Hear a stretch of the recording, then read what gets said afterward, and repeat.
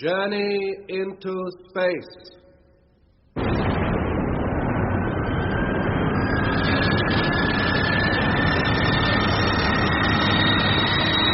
The Return from Mars by Charles Chilton.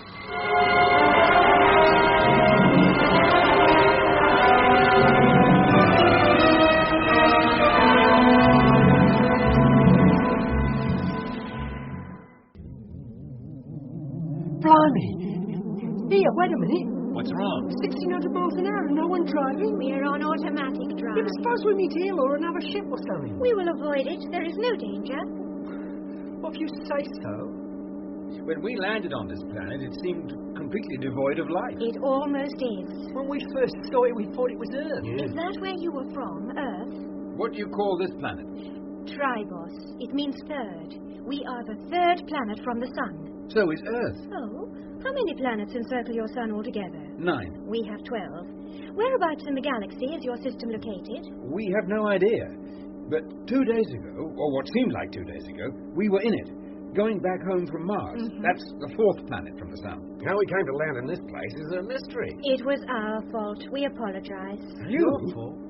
What had you to do with it? It was the Space Travel Research Center trying to recover one of their ships. It was a great surprise to them when you turned up. Oh, we didn't take it lightly. Somehow, from somewhere, you entered the recovery field just as they recalled our ship from Neptha. Where's Neptha? It's a small planet situated on the extreme edge of our solar system, 6,000 million miles from the Sun. It'd take a lifetime to travel that far. Really? Our ships do it in 10 hours. 10 hours? The time-consuming periods are the acceleration after takeoff and the deceleration before landing, after passing through the time barrier. You travel through time? Only in order to travel through space. Our aim is to reach the nearest star within a Tribosian lifespan. Why? This planet will support life for only 2,000 or 3,000 years more. We have to find a new world to colonize. But do you have to go that far? Isn't there a planet within your solar system that you could live on? No. Years ago we thought there might be. But every globe in this system, except Tribos, is a dead, barren world of solid rock or a globe of freezing, poisonous gas. Breaking the time barrier is our only hope of survival. But why send a ship to Neptha if it lies within your own solar system? It is the farthest point we can send an experimental ship, have it land, and then recover it. Except instead of recovering it, we recovered you. What happened to your ship then? Still sitting on Neptha, thank goodness. The previous ship we sent never came back. Any people on board? Oh, no. But it was intended to put a crew aboard on the next trip. What we need to know is why your ship responded to the recovery field and ours didn't. I wish we could tell you. Hey, look, that great honeycomb structure down there by the lake. That is Talia. What you can see are the meteor shield and the sun filters. But why the honeycomb shape? Each section is hermetically sealed from the next to prevent air loss should it get damaged. The air pressure within the city is much higher than outside. We shall descend and enter the main airlock. I will then take you to your quarters. I can see the city through the glass, look. I expected a futuristic kind of place. But this looks like a Mediterranean town of ancient times. And beautiful. We prefer it. But with all your scientific knowledge... It has taught us to appreciate the simple life. Hello, Flying Craft 3. You will wait. All airlocks are occupied. Instructions received and understood. It will only be a minute or two. Lots of people leave the city at this time of day. Well, with your own civilization so advanced and organized, how come the Satyrs seem so, well, primitive? For many generations, Talia has concentrated on breeding a perfect race. People with bodily illness or mental defects were never allowed to breed. The race was improved as the defects were bred out of it. The result is the most perfect group of people ever to inhabit this planet. And having achieved the ultimate, you are fated to find your planet dying and your days numbered. We will establish a new colony elsewhere in the galaxy. The race will go on. And what about all those people who were not allowed to breed? The defectives, what happened to them? Most of them accepted their fate and remained good Talian citizens. Others chose to leave and live their own way of life, which means breeding as and when they please. Are they the Satyrs? Yes, a race of rejects. Originally only a few hundred, but now their numbers greatly exceed the Talians. They have not the sense to know that the first basic rule for happiness within a community with limited resources is to control the birth rate. Well, in spite of their great numbers, there don't seem to be many about. They hole up by day in their underground dwellings. They've learned to live with the cold and have become creatures of the night. Hello, Flying Craft 3. You will enter airlock entrance 4. The spacemen are to be taken to Central Piazza for interrogation. Message understood. Entering airlock now.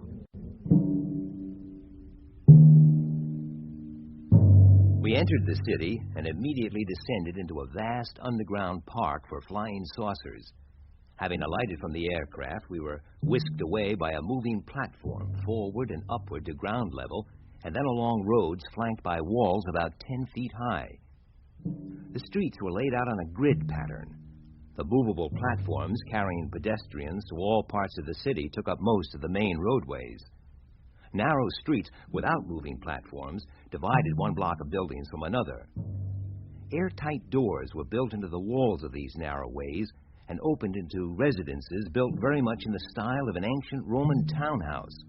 That is, with a large entrance and a peristyle or patio, which also served as a garden. Where the streets opened onto a grand piazza, we alighted from the traveling platform and entered a large building. There, in a kind of conference room or council chamber, we faced a man as handsome and as young-looking as Cassia.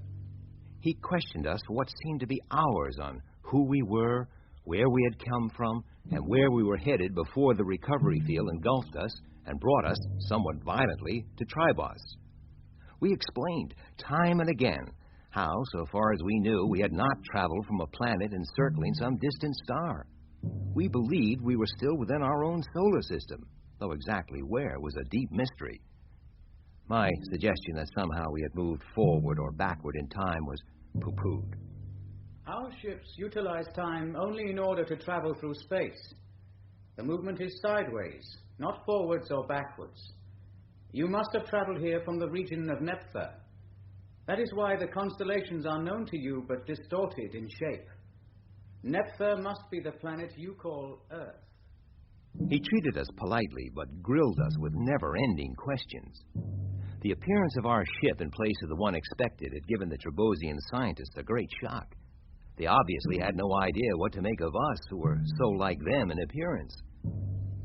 Long before the interview was over, we were feeling exhausted, though neither Cassia nor our interrogator showed the least sign of tiredness.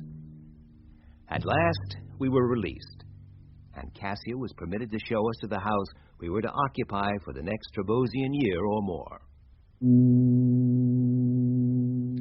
Here are your quarters. I hope the beds are comfortable. I feel exhausted. How long did that fella question us? Nearly 3 hours. Huh? Is that all? Felt like 3 days. Well, you can rest now. I'll just show you round. Out here is the patio for leisure, and if you wanted, communal dining. We can actually sit in the sun? Here you can. The glass cover filters out all the harmful rays. The other doors lead to your individual bedrooms. They're all the same. Switches here. Lights, wardrobe, bathroom.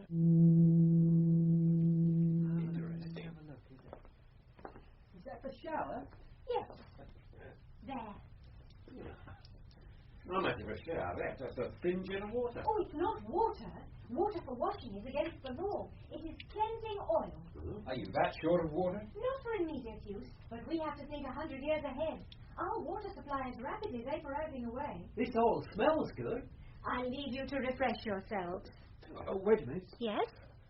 Let me come with you. I'll be back soon. Just to see you to the door. Well, if you must. Well, I'll get to my room, have a little sleep. I don't know why I feel so tired. Yeah, me too, Doc. See you in a couple of hours. Hey, Lenny, wake up. What time is it? The time you were up. Cassia's back and waiting to escort us to the Space Council. What's all this fancy dress? This is a clothing issue. You'll find yours in the wardrobe. They're very comfortable. I'll be up just as soon as I shower. Then hurry up. Cassia's waiting. Which one was the bathroom button? Second from right. Video phone service. Blimey. Who are you? Video phone. You rang? Yeah, I thought I was opening the bathroom door. Button number 2. Oh, thanks. Where's he gone? Video phone service. Was there something else? Which button is for wardrobe? 4. 2, 3... Oh. Do I have to wear all these? Do you intend to go outside the city? No, I don't think so. Wear tunic, belt purse and sandals. Do not forget wrist radio. Oh, is that what it is? I thought it was a watch. Anything else? No, thank you. Enjoy your day. Thanks. Are you coming, Lemmy? You're right with you, Mitch, just as soon as I shower. Well, hurry up. We're all waiting. Sit down and face the platform. The spokesman for the council will be here directly. What is this place? The lecture hall? Sometimes. Also a council chamber, a theatre, whatever it's called for. Good day, gentlemen, and welcome to Talia. Blimey, where did he spring from? Quiet, Lemmy. Where's your respect? But he wasn't there a second ago. We are sorry for the inconvenience we have caused you. We were expecting our own ship to arrive, not yours. It is still standing on Nephthah. Did you see it? We've never been to Nephthah. How else could you have been caught up in our recovering field? I wish I knew. After takeoff, we just kept accelerating. That's right. So fast until we lost all consciousness. Next thing we knew, we were within striking distance of this planet. The high acceleration was caused by our recovery process. By some extraordinarily remote chance, you took off at the identical moment we energized the field. You reached almost the speed of light, broke through the time-space barrier, left your own planet, and appeared on ours. The ship we expected is still stranded on Nephthah. Yet your ship responded to our efforts perfectly. We intend to find out why. We'd like to know, too. Precisely. We want you to restore the Discovery to the identical condition it was in when you left, Mars and headed for the Earth. Restore it? Us? That wouldn't be easy. You'll receive all the technical assistance you need. Well, the ship's not even standing the right way up. And labour. But supposing we do put the Discovery back into flying shape, how will it benefit us? If we can only find the information we are seeking, we could probably reverse the process that brought you here and send you back again. Well, in that case... It is work most suited to you, and work you will enjoy. From that point of view, you are very fortunate. It's good to enjoy one's work. It compensates for the small reward. Well, do you intend to pay us, then? Only one person in Talia works for nothing. Who's that? The President. The satisfaction of holding the high office is considered to be sufficient reward in itself. On the other hand, whereas no one is allowed to work without reward, neither is anyone allowed reward without work. What about the sick? There are no sick. The old, then? There are no old. Well, which is the highest paid work? The dirtiest, the most uncomfortable.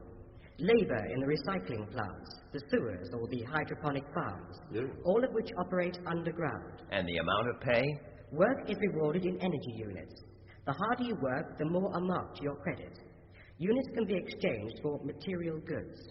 3 months' work below ground will earn you sufficient units to live comfortably for a year or more.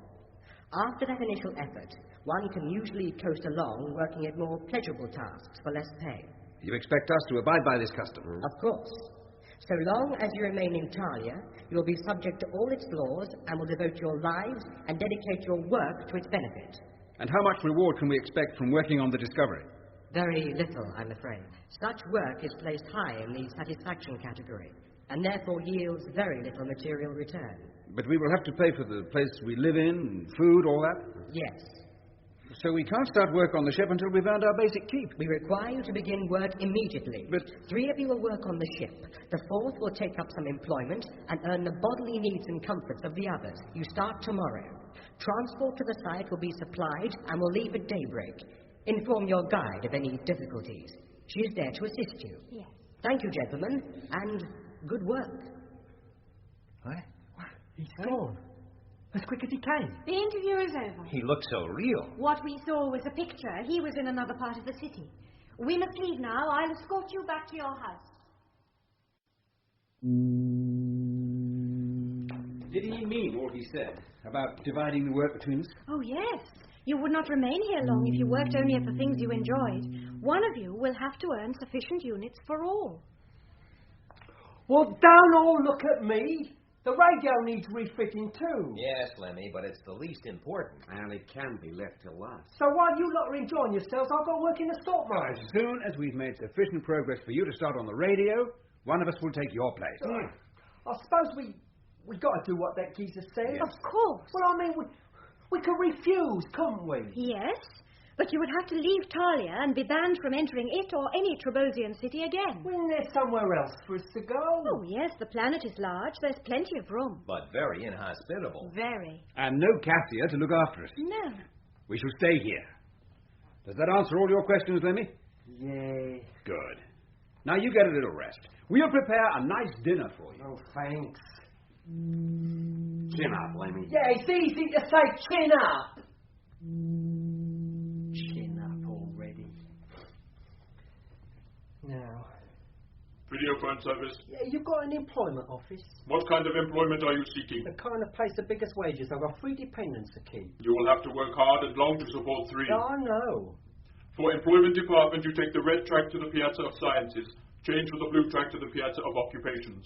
There you will be allocated work. Thanks. And given your protective clothing. Eh? Do not forget your wrist radio. Yeah, I wouldn't mind having your job. That seems nice and cushy. Nobody can have my job. I do not exist. What? I am only a computer, programmed to answer countless questions. You're not a real man? An image on a screen. I can assume any shape you wish. All right, be a monkey. What is a monkey? I am not programmed for monkeys. Oh, well, let's stop here then. Oh yeah.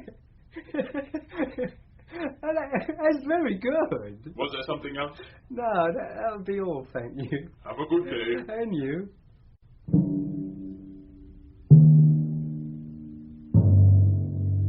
And so the 3 of us began the long, slow work of restoring the Discovery to its takeoff condition. The scientific accomplishments of the Trebosians was almost beyond belief. The electronic tools, the scanning, probing, and means of detection showed up faults and weaknesses in an instant. Robot-like machines did the hard labor.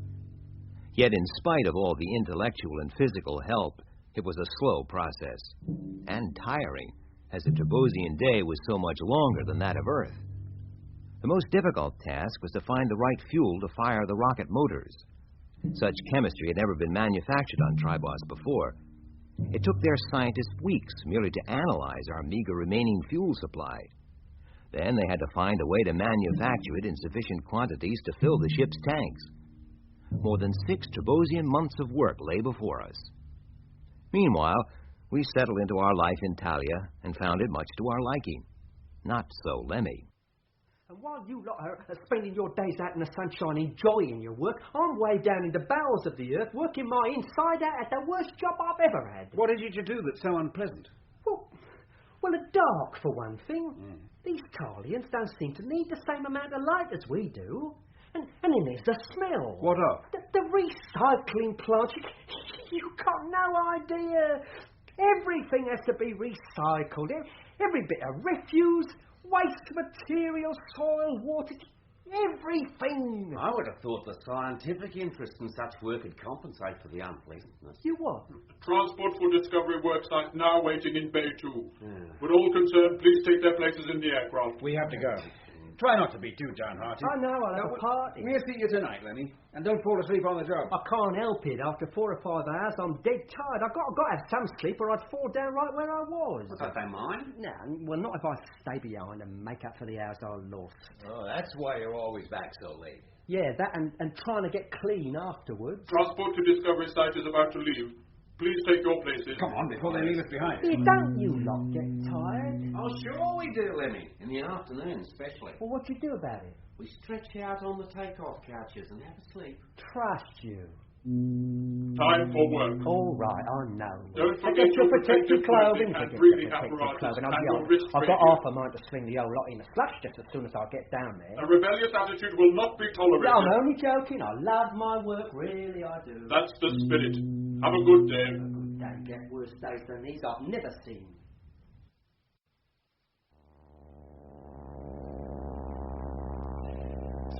Oh, cool Blimey, I can smell it already, and it must be at least half a mile away. Calling recycling operator number 14. Oh, hell.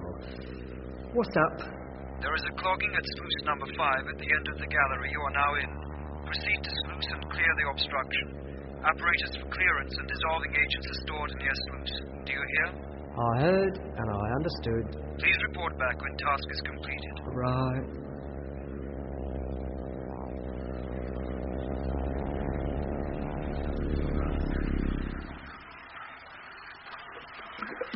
Number 5, he said. Oh, look at that. It'll take me a week to clear that lot. I hope these boots are really waterproof.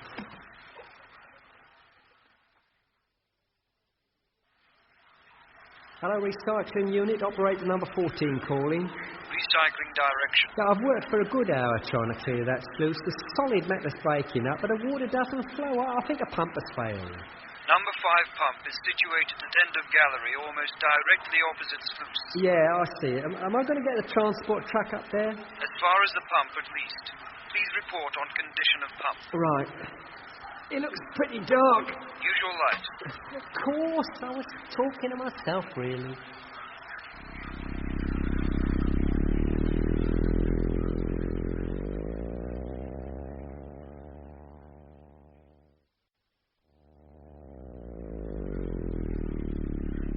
At last. I'm at the pump. Is a red light glowing? Yeah. Press the green button next to it. What did you say? I can hardly hear you. Radio does not function so well in the deeper galleries. I repeat, press the green button next to the red light. Oh, right. Is it working? Yeah, pump seems okay, but I can hardly hear you. Oh, it's stopped again. Definitely clogged. It will have to be cleared. An engineer will be down to repair it. Wait until he gets there. He may need assistance. Well, how long will he be? About an hour. Opportunity for a little sleep. We're not quite so near the perfumed pool. Up the gallery, a bit the sweeter regions.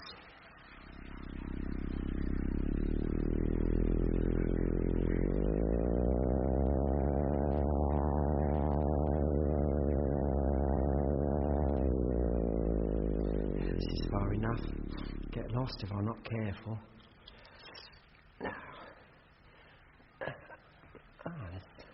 This seems a good place, huh?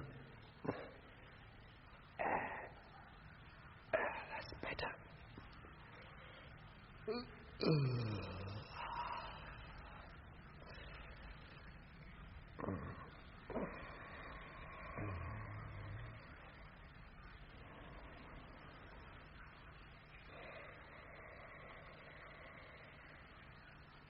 Allah. What? Who's that? The light! Don't take my light! It's dark! No, what are you doing? Help! Operator 14 calling radio direction! Help! Oh, blimey! It's a whole crowd of them! I should be killed! Hello? Speak English? No, I have a translator. One of the few Satyrs that have. Who are you? No need to be afraid. We only want to talk to you. Find out who you are, where you came from, what you're doing here. I was trying to unlock a sluice pump in the recycling plant. Oh, we know that. We ruined the pump. You? We knew you'd be along to inspect it. You were waiting for me? For some time. Been watching you from the shadows. We see much better in the dark than you. And you deliberately fouled up the pump? A way of getting you to enter a low, narrow gallery where radio reception is bad. They won't expect to hear from you because you were patiently waiting for an engineer to arrive. Oh. The night you arrived, we paid you a visit. Oh, were you those bears who threw stones at us? It was our young people showing their contempt for Talians. They sometimes get so angry it's difficult to control them. But they would not have attacked you had they known who you were. How did you find out we weren't Talians? Our first sight of you. Down in the recycling galleries, as soon as we saw how ugly you were. Ugly? Well, Talians are too handsome to be true. It's all that inbreeding, all that drug-taking and filtered sunshine. Keeps them young and beautiful. We could see at once you were more like ourselves. A bit rugged, but friendly and loving and... Human? What? Soterian. Exactly. You'd do better staying with us than up at Talia. No, I couldn't do that. Jet and Mitch and Doc are depending on me to earn their keep. Otherwise, They'd all be thrown out and left to starve. Do you think so? I know. All these people you see here, well, they have all been rejected from Talia or are descended from people who have. Some for the smallest misdemeanors. Such as? Refusing to conform, like me. What did you do? I allowed the woman I loved to bear me a child. And they threw you out for that? No one is allowed to bear children without permission. Where's your wife and child now? I never heard what happened to my wife. My child was reared as a Talian and is a true one for all I know. I've never seen her since the day she was born. But tell us about you, where you come from, what your world is like, how you got here. And so I work here in the sewage plant while Jet and the others are getting a discovery ready. We hope that the Talians will be able to reverse the recovery process and send us back home. Be careful. Once you have ceased to be useful, you may find yourselves in quite another situation. Oh, but they promised. Promises count for very little with Talians. The needs of science and the state count above all else. But perhaps they can't do it. Oh, yes. They are sure that provided they can get their time warp travel apparatus to work, the Discovery will crash through the barrier back to where it came from, and anybody on board will go back with her. To Mars? Well, they think you came from Neptune. Ah, no, Mars. Well, more exactly from a position between Mars and Earth. We was travelling from one to the other at the time. Well, if the experiment works and your ship did go back to Mars, it would be lost so far as Tribos is concerned. Yeah. So my advice is, be on it when it leaves. You will get only one chance. Hey, how do you know all this? Not all Talians are purebred. Some of them still carry feelings of compassion for their fellow beings. Sometimes they visit us, bring us news, information on the latest Trebosian scientific developments. Or sometimes they smuggle out bits of apparatus that will make life more comfortable down here under the earth, or will keep us warm on the surface at night. Well, I mean, that's a risky business, isn't it? I mean, smuggling things out, I mean. We have nothing to do with their major projects, though we do receive copies of all the reports on them, and of the archaeological excavations taking place north of Talia. What do you want those for? Well, history digs are our speciality. It's not surprising, seeing that we live among the very artifacts and remains that the Talians are busily digging down into. Well, that's a new approach. Did you learn much from them? Among other things, we have learned the reason why this world is losing its atmosphere and is rapidly turning into a planetary desert. Ah? It was the fault of our common ancestors. Ours, the Talians, and yours. Mine? Well, your descendants, strictly speaking. But from where we stand at present, they are our ancestors. I don't quite understand. The Holocaust. What Holocaust? The one which almost destroyed this planet in one afternoon and sparked off the process by which it is now rapidly approaching its end. I don't know what you're on about. Hello, recycling operator 40. They're calling me. You and your Discovery friends could change the course of time. What? Hello, operator 14. When you get home, well, stop the Holocaust. How? And how do you know we'll get home? When the Discovery takes off, be sure to be aboard. When? We will see you are informed. Hello, operator 14. We wish you well. The day you leave, we will be there to wish you luck. Remember, one bold action by you could save the world.